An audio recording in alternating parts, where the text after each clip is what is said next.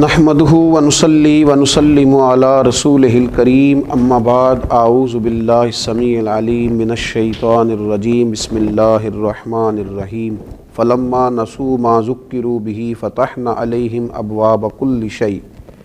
حتی اذا فرحوا بما اوتوا اخذناہم بغتۃ فاذا هم مبلسون صدق اللہ العظیم اللہم صلی علی سیدنا و مولانا محمد معدن الجود والکرم وآلہ وصحبہ وبارک وسلم۔ حمد و صلاۃ کے بعد دنیا میں بہت سارے لوگ ایسے ہوتے ہیں جن کو اللہ تبارک و تعالیٰ کی طرف سے آزمائشیں اس لیے آتی ہیں تاکہ ان کے دل نرم ہو جائیں، اور جب ان کے دل نرم ہو جائیں پھر وہ اپنے رب کریم کی طرف مائل ہوں، پھر وہ اللہ تبارک و تعالیٰ کی بارگاہ کی طرف رجوع کریں، وہ استغفار کریں، اپنے رب کریم کو منائیں۔ لیکن بعض اوقات یہ بھی ہوتا ہے کہ جب اس طرح سے لوگوں کے دل نرم نہیں ہوتے تو پھر اللہ تعالیٰ ایک اور آزمائش میں اپنے بندوں کو بعض اوقات ڈالتا ہے، اور یہ بہت بڑا روحانی مرض ہوتا ہے۔ لوگ یہ سمجھ رہے ہوتے ہیں کہ شاید یہ تو بڑے انعام و اکرام کی بارشیں ہو رہی ہیں، لیکن یہ بھی اللہ کی طرف سے آزمائش ہوتی ہے۔ اللہ تعالیٰ پھر نعمتوں کا دروازہ کھول دیتا ہے، کشادگی کر دیتا ہے، وسعت کر دیتا ہے، اور وہ وسعت ان کے لیے آزمائش کا سبب ہوتی ہے۔ وہ وجہ یہ نہیں ہوتی کہ اللہ تعالیٰ ان سے راضی ہے تو اس لیے ان پر نعمتوں کو وسعت دی جا رہی ہے الا ماشاء اللہ، بلکہ اکثر اس طرح ہوتا ہے، اکثر لوگوں کے ساتھ اس طرح ہوتا ہے کہ یہ بطور آزمائش ان پر نعمتوں کی فراوانی ہو رہی ہوتی۔ ہم نے دیکھا ہے لوگ بڑے خوش ہوتے ہیں، وہ کہتے ہیں جناب بڑا فضل ہے اللہ کا، بڑا مال ہے، بڑی دولت ہے، بڑی شہرت ہے۔ ایک لمحے کے لیے رک کر سوچے، اگر تو نافرمان ہے، تیری عملی زندگی خطرناک ہے، تیرے روزمرہ کے معاملات درست نہیں ہیں، تیری تنہائی ناپاک ہے، تو جو خیر کے کام کرتا ہے اس میں تیری نیت اخلاص والی نہیں ہے، اور باوجود اس کے تیرے اوپر انعام کی بارش ہے،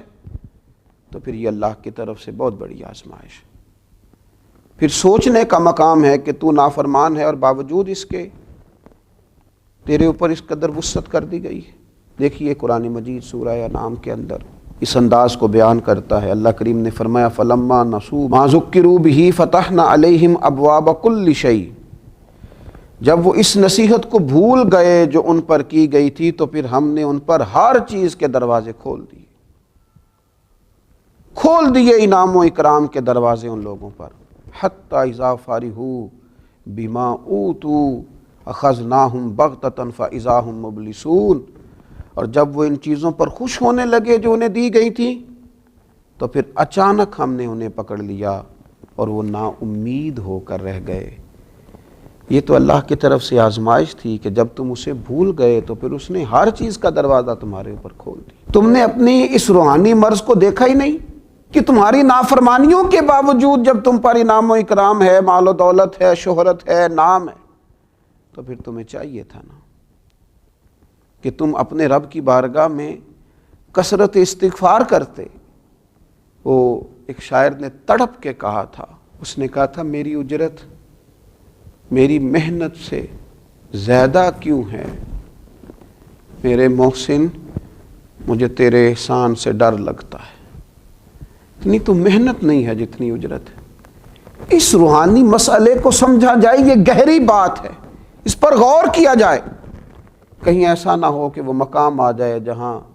خدا معاف فرمائے وقت پکڑ کا ہو، اچانک پکڑ کا وقت آ جائے۔ یہ دیکھیے مسند احمد میں حضرت عقبہ بن عامر رضی اللہ تعالیٰ عنہ کی روایت مروی ہے، فرماتے ہیں کہ نبی اکرم صلی اللہ تعالیٰ علیہ وسلم نے فرمایا جب تم یہ دیکھو کہ اللہ تعالیٰ بندوں کو ان کے گناہوں کے باوجود ان کے سوالوں کے مطابق عطا فرما رہا، جو وہ مانگتے ہیں انہیں ملتا جا رہا، اگرچہ وہ نافرمان ہیں، ان کی زندگی کی جو کتاب ہے وہ رب کریم کی فرما برداری سے پر نہیں ہے نافرمان، لیکن انہیں ملتا جا رہا ہے، ملتا جا رہا ہے، اور سوالوں کے مطابق ملتا جا رہا ہے، جو مانگتے ہیں دیا جا رہا ہے۔ تو حضور فرماتے ہیں یہ صرف اللہ تعالیٰ کی طرف سے ان کے لیے ڈھیل ہے، جس تو استدراج ہے، ڈھیل ہے ان کے لیے۔ پھر آپ نے اسی آیہ مقدسہ کو تلاوت فرمایا اور فرمایا یاد رکھو جب اللہ تعالیٰ نافرمانی کے باوجود کسی پر ہر چیز کے دروازے کھول دے تو کہیں ایسا نہ ہو پھر اس کی پکڑ بھی سخت آئے۔ اپنے معاملات کو ٹٹولیں، اپنی چیزوں پر غور کریں۔ دیکھیے انسان پر اصل انعام تو اللہ تعالیٰ کا یہ ہے کہ اسے سجدے کی توفیق ملے۔ اصل انعام تو یہ ہے کہ اس کے دل میں نفرت پیدا ہو جائے لقمہ حرام کے لیے۔ اصل انعام تو اللہ تبارک و تعالیٰ کا یہ ہے کہ اس کے قدم اللہ کی فرما برداری کے لیے ہی اٹھے، نافرمانی کے لیے نہ اٹھے۔ اصل تو انعام رب کریم کا بندے پر یہ ہے کہ انسان کی زبان سچ بولے، اس کی آنکھیں شرم و حیا والی ہوں، اسے روحانی مرض سے شفا تو اس طرح میسر آئے گی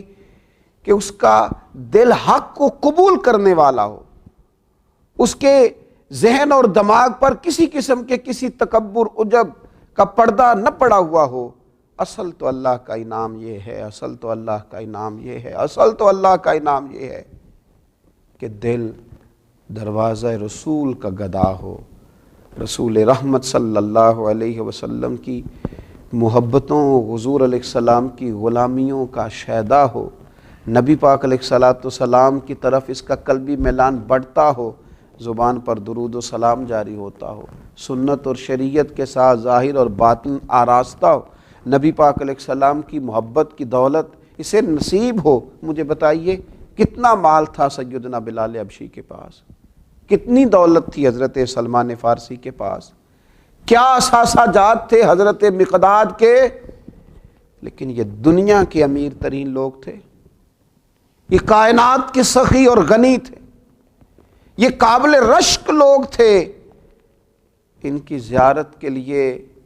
آنکھیں ترستی ہیں، ان کے تذکرے دل کو ٹھنڈا کرتے ہیں، لیکن ان کے پاس دنیا کا ظاہری مال و اسباب تو نہیں تھا، پر وہ دولت تھی کہ جو دولت نہ پیسوں سے ملتی ہے نہ طاقتوں سے ملتی ہے، نہ وہ انسان کے معروف اور مشہور ہونے کی وجہ سے اس کے ہاتھ آتی ہے۔ تو یاد رکھیں اگر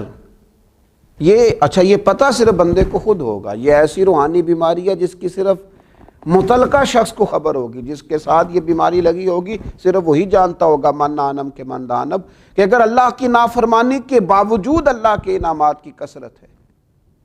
تو پھر یہ اللہ کی طرف رجوع کرے، پھر یہ غور کرے کہ کہیں ایسا تو نہیں ہے کہ اللہ تبارک و تعالیٰ کی بہت بڑی آزمائش کا اسے سامنا ہے۔ اللہ تعالی ہمیں سمجھ نصیب فرمائے، اس پر غور کرنے کی توفیق نصیب فرمائے۔ میں اپیل کروں گا کہ ڈھیر سارے لوگ اس عاجز کی اس بات پر ضرور توجہ کریں، اللہ سمجھنے کی توفیق عطا کرے۔ وما علینا الا البلاغ۔